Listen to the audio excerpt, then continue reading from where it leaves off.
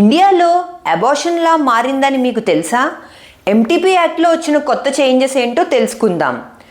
1971 ఒక ఎంటీపీ యాక్ట్ని government of India 2021లో అమెండ్ చేసింది. ఈ యాక్ట్లో వచ్చిన ముఖ్యమైన చేంజెస్ ఏమిటంటే అప్ టు 20 వీక్స్ వరకు ఒక రిజిస్టర్డ్ మెడికల్ ప్రాక్టీషనర్ ఒపీనియన్ సరిపోతుంది. 20 to 24 వీక్స్ వరకు 2 మెడికల్ రిజిస్టర్డ్ ప్రాక్టీషనర్ ఒక ఒపీనియన్ కావాలి.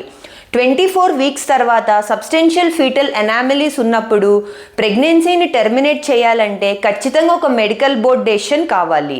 మెడికల్ బోర్డులో ఉన్న కమిటీ మెంబర్స్ ఎవరంటే ఒక senior obstetrician, senior paediatrician and senior radiologist team ఉంటుంది.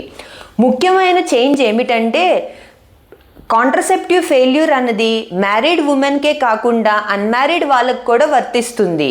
ఇంకొకటి ఏమిటంటే ఉమెన్ ఒక ప్రైవసీ, కాన్ఫిడెన్షియాలిటీ కూడా దీంట్లో లీగల్ ప్రొటెక్షన్ ఉంది. గుర్తుపెట్టుకోండి, 24 వారాల వరకు ఆటోమేటిక్గా ప్రతి అబార్షన్ లీగల్ అని దీని అర్థం కాదు.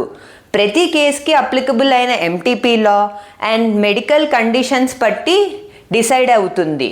నేను మీ doctor Vasudha, gynaecologist. Evidence based women's health care కోసం నా ఇన్స్టాగ్రామ్ ఇంకా యూట్యూబ్ ఛానల్ని ఫాలో చేయండి, సబ్స్క్రైబ్ చేయండి. Thank you.